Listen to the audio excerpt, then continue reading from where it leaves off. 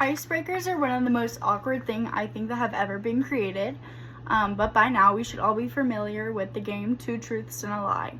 So here's mine. Number 1, I know how to fly a plane. Number 2, I have a hospital named after me. And number 3, I was born outside of the United States. If you can guess which one is the correct one, here, I'll give you a second. Number 3 was wrong, so 3 was the lie. So if you guessed 3, good job, you got it. Alright, my name is Isabel Stead, but everybody always ends up calling me Izzy.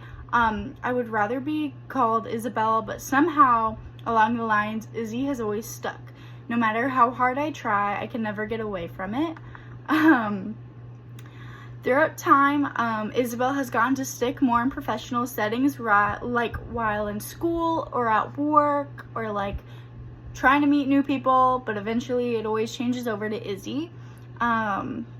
I believe that every single person on earth is different, and I think the differences that are created within ourselves are created through experiences, but a lot of people can see it as like the butterfly effect. For instance, let's say you ate a certain thing for the day, and that could have an impact on your mood, and that can have an impact on your day. Or you wear a good outfit and that compliment lifts you up, or you don't have a good outfit and your confidence is down. Those all tiny little details can have major impacts on who you are and how your life turns out to be.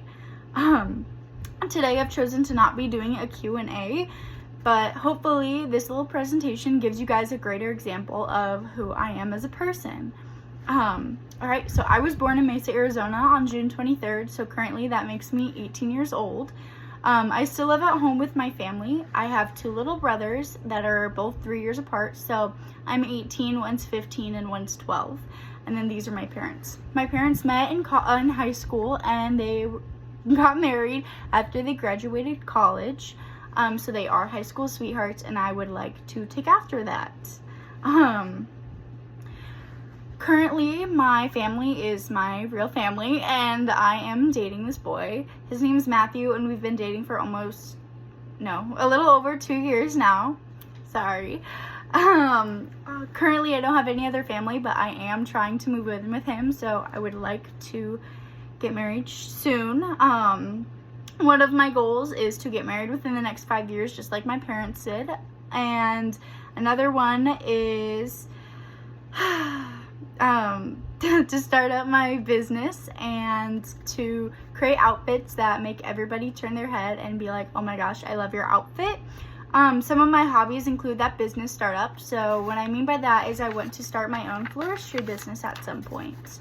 One of my flaws is that I think I burn out quickly, and I see that has a negative effect on the role of me creating my own business. I graduated this year, so here's some more of me. Alright, so I graduated this year, so that makes me a class of 2024.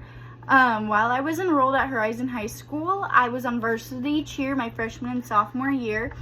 But originally I was supposed to attend Pinnacle High School, and Horizon was a last minute change, and I think it had one of the biggest effects on my life. While in high school, I obtained 2 different certifications in law enforcement fields.